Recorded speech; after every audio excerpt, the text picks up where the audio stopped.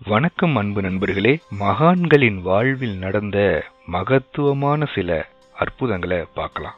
பகவான் ரமண மகரிஷி விருப்பாட்சி குகையில் தவம் செய்து கொண்டிருந்த ஒரு காலம். அது ஒரு கோடை காலமாக இருந்ததால அந்த ஊருக்கு விடுமுறைக்காக ஒரு சிறுவன் தனது உறவினர் வீட்டுக்கு வந்திருந்தான். வந்து தன்னுடைய சகாக்களோட எங்கெங்கயோ ஆடி ஓடி தெருவுல விளையாண்டுகிட்டு இருக்கும் போது அப்படியே மலை பக்கமாவும் விளையாட வர்றான். பந்த கொண்டு எரிஞ்சு விளையாடுறது, ஒளிஞ்சு விளையாடுறதுன்னு அவங்களுக்குள்ள நிறைய விளையாட்டு விளையாண்டுக்கிறாங்க. அப்படியே ஒரு அட்வென்ச்சர் மாதிரி மலை மேல ஏறி வந்தவங்க ஒளிஞ்சு விளையாடும் போது இந்த பையன் விருப்பாட்சி குகைக்குள்ள ஒளிஞ்சுக்கிறதுக்காக வந்துட்டான். அங்க ஒரு மகான் தவம் இருக்கிறதோ, ரமண மகரிஷி அப்படிங்கிற ஒரு மாபெரும் குரு அங்கே வீற்று இருப்பதோ அவனுக்கு தெரியாது. அதை அவன் உணரவும் இல்லை. வேகமா கோக்குள்ள ஓடி வந்துட்டு யாரும் தன்னை கண்டுபிடிச்சிடக்கூடாதுன்ட்டு அவர் மோன நிலையில அமர்ந்திருக்கும் போது அவருக்கு பின்னாடி போய் ஒளிஞ்சுக்கிறான். கொஞ்ச நேரம் கழிச்சு தான் எங்க வந்தோம், யாரு பக்கத்துல உட்கார்ந்து இருந்தோம் அப்படிங்கறதே தெரியாம மலையில இருந்து இறங்கி மறுபடியும் சகாக்களோட சேர்ந்து ஓடிட்டான். ஆனா அவன் மனசுல தான் ஏதோ ஒரு புது இடத்துக்கு போயிட்டு வந்த மாதிரி ஏதோ ஒரு உணர்வு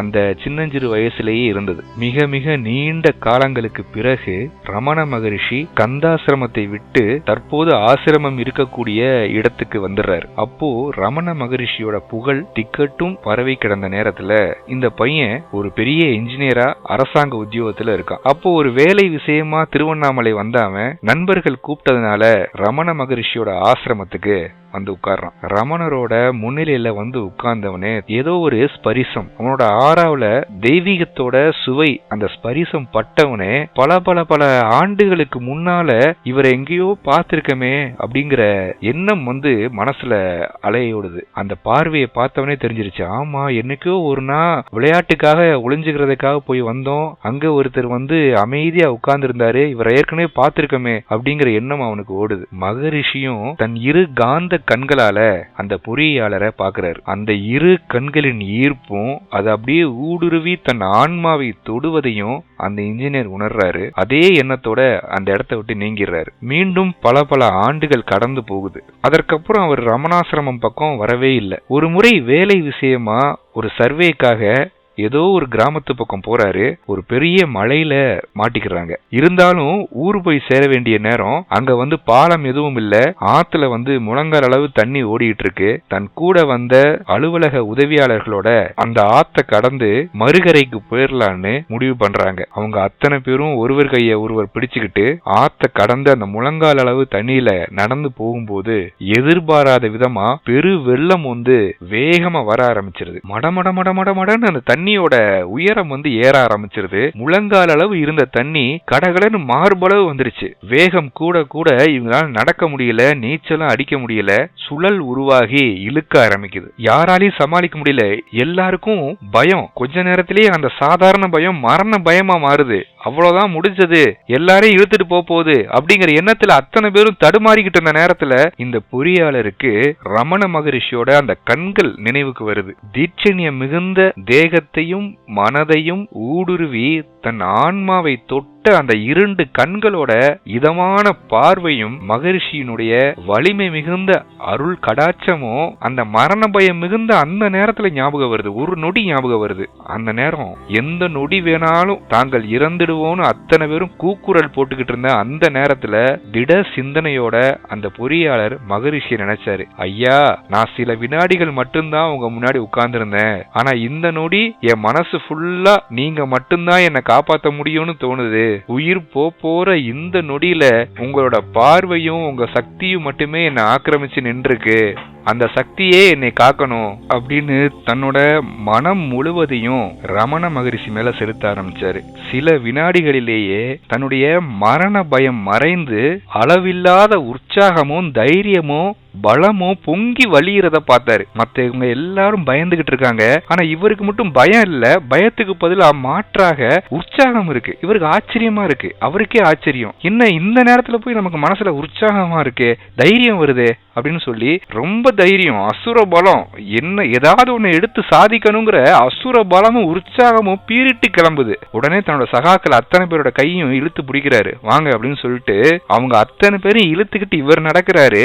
நடு ஆத்துல இருந்து அத்தனை பேரையும் இழுத்துக்கிட்டே மறுகரைக்கு இவர் இழுத்துட்டு வந்து போட்டு இவர் அப்படியே விழுகிறாரு. சில வினாடிகள்ல அவர் உணர்றாரு, மகரிஷியோட தெய்வ பலம் தனக்கு துணையாக இருந்து தன்னோட சக்தியை எழும்ப செய்து காத்து அருளிச்சு அப்படிங்கறத அவர் உணர்றாரு. அந்த பொறியாளர் அதற்கு அப்புறமா ஆசிரமத்துக்கு வந்து ரமணாசிரமத்துல தன்னுடைய சொந்த செலவுல கட்டிடங்கள் கட்டி அங்க வரக்கூடிய பக்தர்கள் தங்குவதற்கான வசதிகள் பண்ணி கொடுத்தார். மகரிஷியின் மறைவுக்கு பிறகும் இவர் தன்னுடைய சொத்துக்களை எல்லாம் விற்று தன் மனைவி மக்களோடு அங்க வந்து சேர்ந்து எத்தனையோ கட்டிடங்களை ரமணாசிரமத்துக்காக கட்டி கொடுத்தாரு. அது மட்டும் இல்ல, ரமணாசிரமம் கட்டக்கூடிய எத்தனையோ கட்டிடங்களுக்கு இவரே பொறியாளராகவும் இருந்து மேற்பார்வையும் செஞ்சார். குருவோட பார்வை சில கணங்களே நிகழ்ந்திருந்தாலும் அதனுடைய பலன் எவ்வளவு பெரிய கஷ்டம் வந்தாலும் நமக்கு கை கொடுக்கும். அது மட்டும் இல்ல, எவன் ஒருத்தனுக்கு தைரியமும்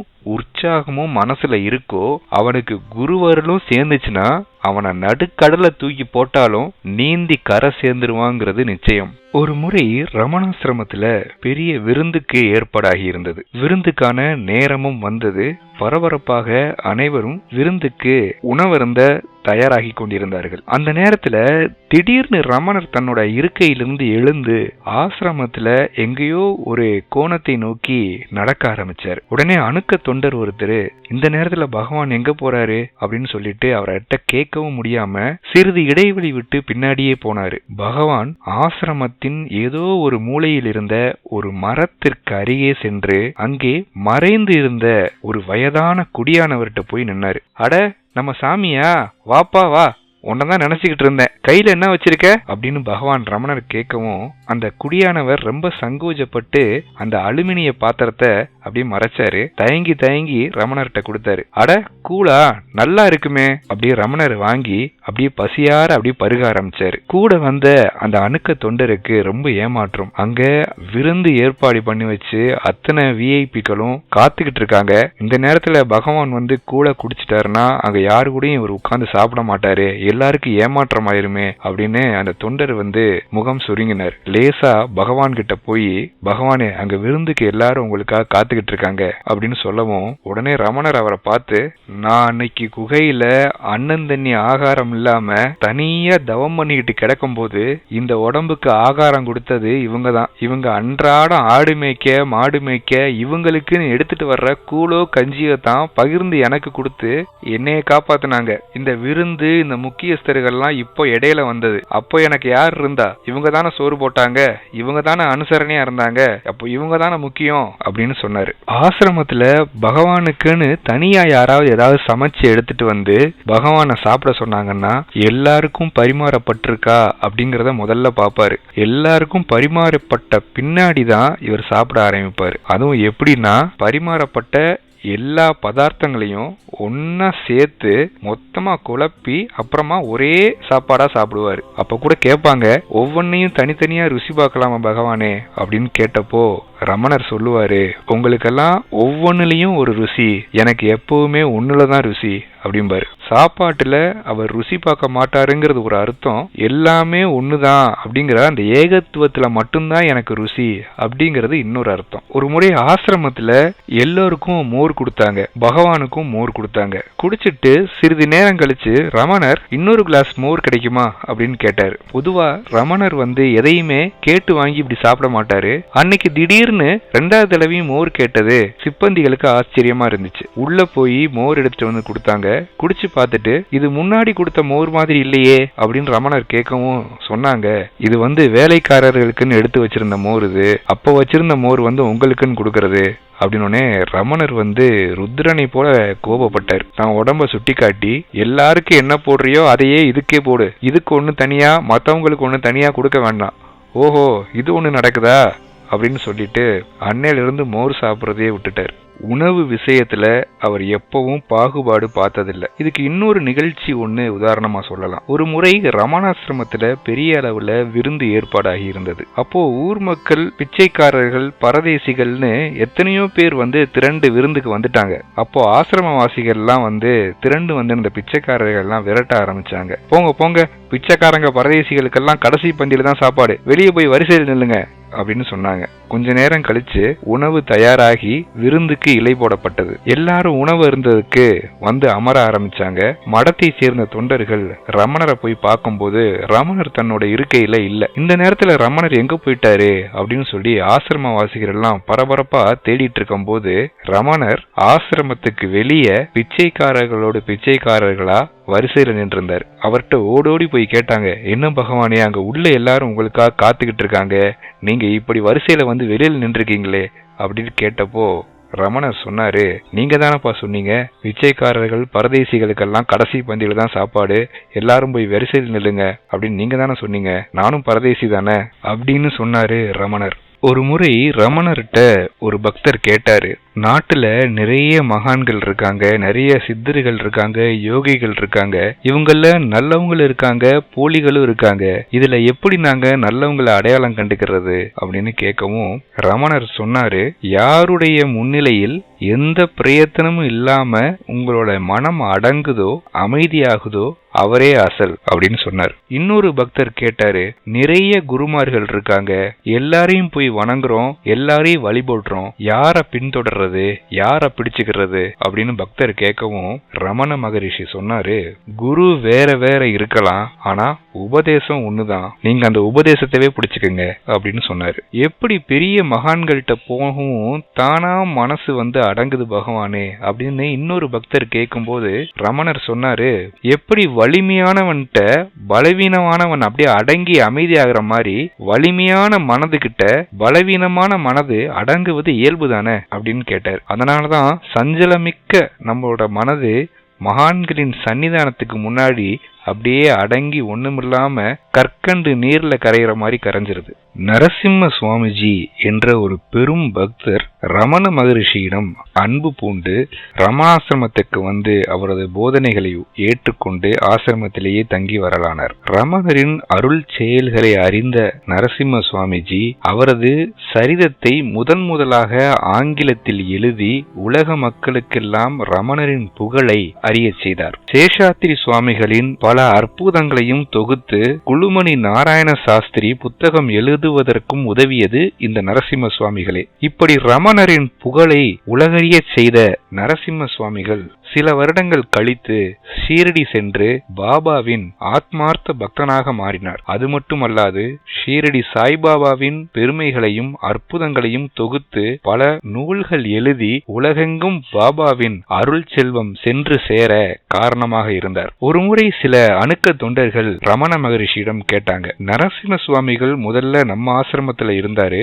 சில ஆண்டுகளுக்கு அப்புறம் அவர் ஷீரடி போயிட்டாரு, என்ன காரணம் அப்படின்னு கேட்டப்போ ரமணர் சொன்னாரு, நரசிம்ம சுவாமிஜி பாபாவினுடையவர், அவர் அவருடைய இடத்துக்கு போயிட்டாரு, இதுல என்ன இருக்கு அப்படின்னு கேட்டார் ரமண மகரிஷி. ரமண மகரிஷியை போலவே ஷீரடி சாய்பாபாவும் பக்தர்களை அனுகிரகித்து ஆட்கொள்வார். ஒரு முறை துவாரகாமையில பாபா உட்கார்ந்திருக்காரு. அன்னைக்கு ராமநவமி, பெரும் கூட்டம். பாபா ராமநவமியை வெகு விமரிசையா கொண்டாடுவார். அன்னைக்கு அந்த கூட்டம் எல் விழுந்தாலும் எடுக்க முடியாத அளவுக்கு இருக்கு.